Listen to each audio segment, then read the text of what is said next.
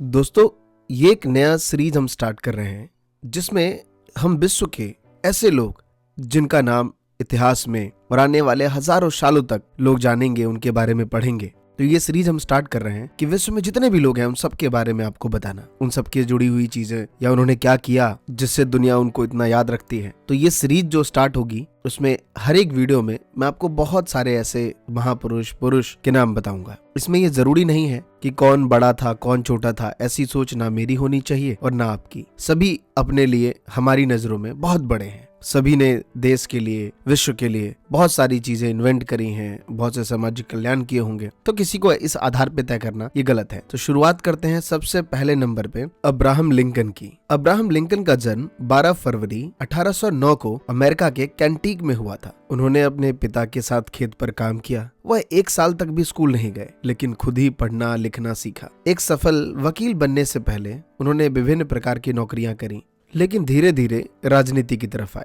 उस टाइम देश में गुलामी का बहुत जोरों शोरों से दबाव था। जितने भी साउथ अमेरिका के लोग थे वह अफ्रीका के काले लोगों को अपनी जमीनों में काम करवाते थे, दास बना के। उन्हें दास के रूप में रखा जाता था। साउथ के लोग इस गुलामी के बिल्कुल खिलाफ थे। लिंकन प्रथम रिपब्लिक थे जो अमेरिका के राष्ट्रपति बने। उसके पहले वह एक वकील, इलियंस स्टेट के विधायक और अमेरिका के हाउस ऑफ रिप्रेजेंटेटिव के सदस्य थे। वह 2 बार सीनेट के चुनाव में असफल भी हुए। वकालत से कमाई दृष्टि से देखें तो अमेरिका के राष्ट्रपति बनने से पहले अब्राहम लिंकन ने 20 साल तक असफल वकालत करी, लेकिन उनकी वकालत से उन्हें और उनके मुवक्किल को जितना संतोष मिला वो पैसों से कहीं ज्यादा था। उसके बाद सन 1860 में लिंकन राष्ट्रपति पद का चुनाव जीत गए और मार्च 1861 में उन्होंने इस पद पर काम करना शुरू कर दिया। साउथ अमेरिका के लोग राष्ट्रपति बनाए जाने पर उनके बहुत खिलाफ थे। लिंकन ऑफिशियली रूप से पद संभालते उससे पहले साउथ अमेरिका में लोगों ने गृह युद्ध छेड़ दिया। उन्होंने अपना एक नया देश बनाने का प्रण लिया। इसके साथ ही 12 अप्रैल 1861 को गृह युद्ध स्टार्ट हो गया। लिंकन किसी भी कीमत पर राष्ट्र की अखंडता को कायम रखना चाहते थे। उन्होंने विशाल सेना भेजकर साउथ राज्य को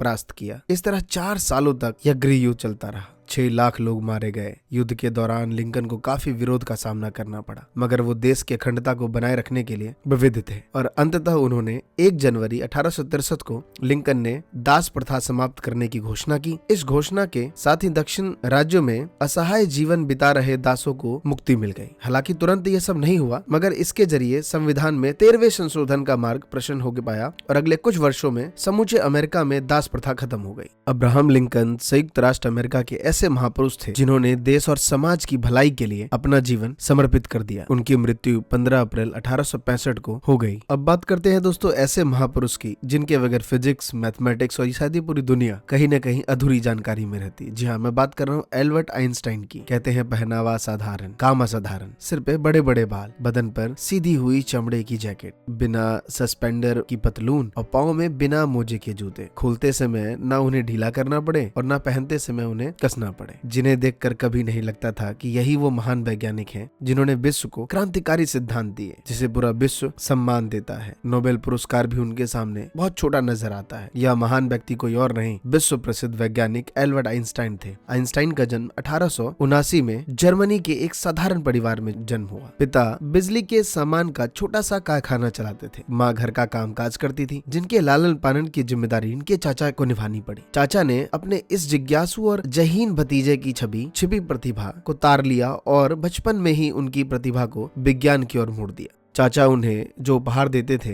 उनमें अनेक वैज्ञानिक यंत्र होते थे। उपहार में चाचा से प्राप्त चीजों से वो खेलते और उनमें उनकी रुचि भी होती। उनकी माता हंसी में हमेशा कहा करती थी कि मेरा बेटा बड़ा होकर प्रोफेसर बनेगा, और उनकी हंसी में कही हुई बात सचमुच में सही साबित हुई। सन 1909 में वह म्यूनिख विश्वविद्यालय में प्रोफेसर बनाए गए। फिर कुछ वर्षों बाद केशर विल्हेम संस्थान विश्वविद्यालय विज्ञान संस्थान के निदेशक भी बनाए गए। वह कोरे बुद्धिवादी वैज्ञानिक नहीं थे, बल्कि उदार मानव भी थे। वह एक भावनाशाली हृदय प्रधान व्यक्ति थे। जब जर्मनी में उत्पीड़न का तांडव खड़ा हुआ तो आइंस्टाइन ने इसका घोर निंदा की। उन्हें इस कारण जर्मनी छोड़ना पड़ा। स्वयं को वह साधारण सा व्यक्ति मानते थे। अपने महापुरुषों में उनकी गांधी जी के प्रति अन्य श्रद्धा थी। गांधी जी की मृत्यु पर उन्होंने कहा था कि आने वाली पीढ़ियां इस बात पर विश्वास नहीं करेंगी कि इस प्रकार का व्यक्ति हार्ड मांस के पुतले के रूप में पृथ्वी पर विचरण करता था। वह अपने को गांधी जी से बहुत छोटा मानते थे। उन्होंने तत्कालीन भारतीय राजदूत गगन भाई मेहता से कहा था कि मेरी तुलना उस महान व्यक्ति से न करो जिन्होंने मानव जाति के लिए बहुत कुछ किया है। मैं तो उनके सामने कुछ भी नहीं हूँ। वह हमेशा खुद को एक साधारण सा व्यक्ति ही दिखाना चाहते थे। आइंस्टाइन ने 50 से अधिक शोध पत्र और विज्ञान विषयों किताबें लिखी हैं और उनकी मृत्यु 18 अप्रैल 1955 को अमेरिका में हो गई। और दोस्तों तीसरे नंबर पे है भारत के महान गणितज्ञ आर्यभट्ट। आर्यभट्ट भारत के एक महान खगोल विद्या और गणितज्ञ रहे। अपनी खगोलीय खोज के बाद उन्होंने सार्वजनिक घोषणा की कि पृथ्वी 365 दिन 6 घंटे 12 मिनट और 30 सेकंड में सूर्य का एक चक्कर लगाती है। उनकी इस खोज की देश भर में सराहना हुई और उन्हें प्रोत्साहित मिला।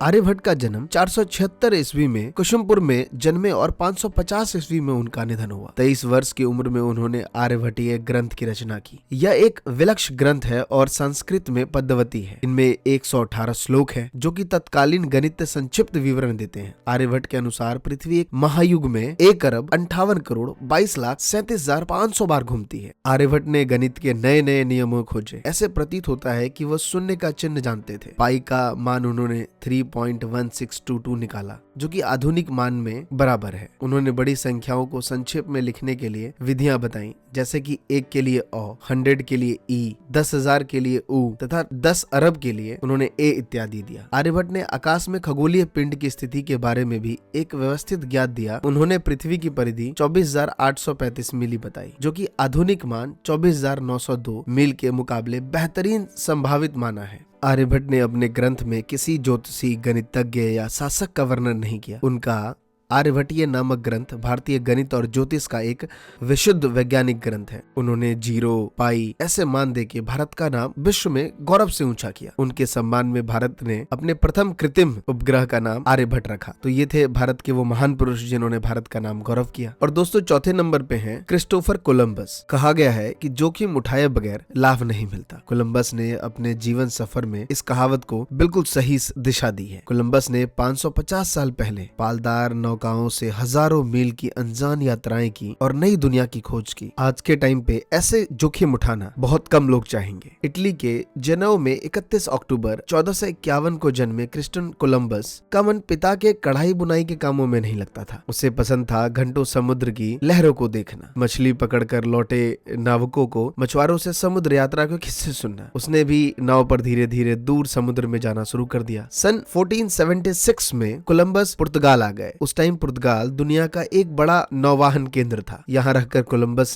नौवाहन का विशेषज्ञ बन गए। उसने नई दुनिया खोज करने की ठान ली। उन दिनों दुनिया के बहुत से हिस्से अनजान थे क्योंकि उन्हें दुनिया के मानचित्र पर जगह नहीं मिली थी। सन 1492 में स्पेन के राजा फर्डिनेंड और रानी इसाबेल ने काफी जद्दोजहद के बाद कोलंबस को आर्थिक मदद प्रदान की, जिससे उसने अपनी अनजान यात्रा प्रारंभ की। 3 अगस्त 1492 को नीना, पिंटा और संता मारिया नामक 3 जहाजों में अपने दल बल के साथ कोलंबस अटलांटिका महासागर में पश्चिम की ओर रवाना हुए। जहाजों में कोलंबस के साथ 90 सहायक और थे। यात्रा के आरंभ में सभी नाविक बहुत उत्साह थे, लेकिन जैसे जैसे दिन गुजरने लग गए नाविकों की चिंता बढ़ने लगी क्योंकि वहां सिवाय पानी के और कुछ दिख नहीं रहा था। वापस लौटना भी बहुत मुश्किल था। आखिर 36 दिन की यात्रा के बाद उन्हें जमीन के दर्शन हुए, लेकिन वहां कोलंबस की यात्रा विपरीत एशिया जमीन नहीं, कोई और जगह थी। उसने सचमुच एक अनजान दुनिया खोज ली। कौन सी दुनिया थी वह? वे बहामास पहुंच गए थे, जो अमेरिका महाद्वीप के पास एक द्वीपीय देश है। वहां के लोगों ने इन यूरोपीय नाविकों का मित्रवत स्वागत किया और व्यापारिक संबंध कायम करते हुए कांच के मोती, कपड़े के गेंदे,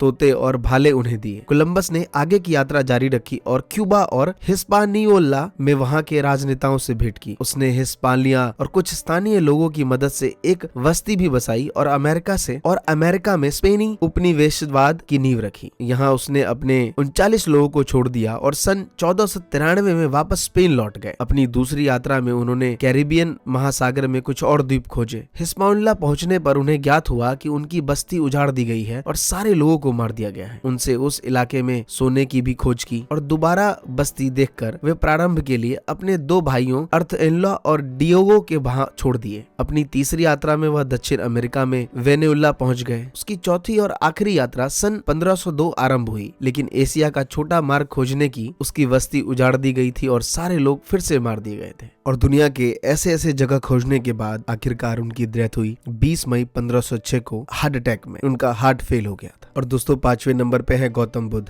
शांति का प्रतीक, लोभ, लालच, माया सब कुछ छोड़ के जिसने अपना जीवन यापन किया। गौतम बुद्ध का वास्तविक नाम सिद्धार्थ था, किंतु गौतमी द्वारा पाले जाने के कारण उन्हें गौतमी का भी कहा गया। बुद्धत्व की प्राप्ति के बाद उनके नाम के आगे बुद्ध उपसर्ग जोड़ दिया गया और धीरे धीरे वह गौतम बुद्ध के नाम से जानने लगे। तो उनका जन्म 483 ईसा पूर्व शाक्य गणराज्य की राजधानी कपिलाशपुर के राज्य सुद्धोधन के घर हुआ था। जन्म के 7 दिन के भीतर ही सिद्धार्थ की मां का निधन हो गया था। उनका पालन पोषण सुद्धोधन की दूसरी रानी महाप्रजापति ने किया। सिद्धार्थ के जन्म के समय ही एक साधु ने यह घोषणा कर दी थी कि ये बच्चा या तो एक महान राजा बनेगा या फिर एक बेहद पवित्र मनुष्य के रूप में अपनी पहचान स्थापित करेगा। इस भविष्यवाणी को सुनकर राजा सुद्धोधन ने अपने सामर्थ्य की हद तक सिद्धार्थ को दुख से दूर रखने की कोशिश की, लेकिन छोटी सी आयु में ही सिद्धार्थ जीवन के मृत्यु की सच्चाई समझ गए। उन्होंने ये जान लिया कि जिस प्रकार मनुष्य का जन्म सच्चाई है, उसी प्रकार बुढ़ापा और मृत्यु जीवन का एक सभी न टलने वाला हकीकत है। संसार की सबसे बड़ी सच्चाई जानने के बाद सिद्धार्थ सांसारिक खुशियों और विलासित भरे जीवन से पूरी तरह विमुख हो गए। राजपाट के साथ पत्नी और पुत्र को छोड़कर उन्होंने एक साधु का जीवन अपना लिया। 2 अन्य ब्राह्मणों के साथ सिद्धार्थ ने अपने भीतर उपज रहे प्रश्नों के हल ढूंढने शुरू किए, लेकिन समुचित ध्यान लगाने और कई परिश्रम के बाद भी उन्हें अपने प्रश्नों में हल नहीं मिला। हर बार असफलता हाथ लगने के बाद उन्होंने अपने कुछ साथियों के साथ कठोर तप करने का निर्णय लिया। 6 साल के कठोर तपस्या करने के बाद उद्घोषक के रूप में नहीं कर पाए। इसके बाद उन्होंने कठोर तपस्या छोड़कर आर्य अष्टांग मार्ग, जिसे मध्य मार्ग भी कहा जाता है, ढूंढ निकाला। वे एक पीपल के पेड़ के नीचे बैठ गए और निश्चय किया कि अपने प्रश्नों के उत्तर जाने बिना वह यहाँ से नहीं उठेंगे। लगभग 49 दिनों ध्यान में रहने के बाद उन्हें सर्वोच्च ज्ञान की प्राप्ति हुई और मात्र 35 वर्ष की आयु में ही वह सिद्धार्थ से महात्मा बुद्ध बन गए। ज्ञान की प्राप्ति होने के बाद गौतम बुद्ध 2 व्यापारियों तपुषा और मल्लिका से मिले, जो उनके पहले अनुयायी बने। वाराणसी के समीप स्थित सारनाथ उन्होंने अपना पहला, और ये कहने के बाद बुद्ध ने एक लोहार के हाथ से एक निवाला खाया। इसके बाद वो बहुत ही ज्यादा बीमार हो गए। लोहार को लगा कि उसके हाथ का खाना खाने के बाद ही बुद्ध की यह हालत हो गई है, इसलिए बुद्ध ने अपने अनुयायी को कुंडा नामक उस लोहार को समझाने भेजा। वैद्य ने भी यह प्रमाणित कर दिया कि उनका निधन वृद्धावस्था के कारण ही हुआ है, विषाक्त खाद्य के कारण नहीं। 1563 ईस्वी में उनका निधन हो गया। गौतम बुद्ध ने सामान्य मनुष्य के रूप में जन्म लेकर अध्यात्म और उसी ऊंचाई को छुआ जहां तक पहुंचना किसी आम आदमी के लिए मुमकिन ही नहीं, नामुमकिन है।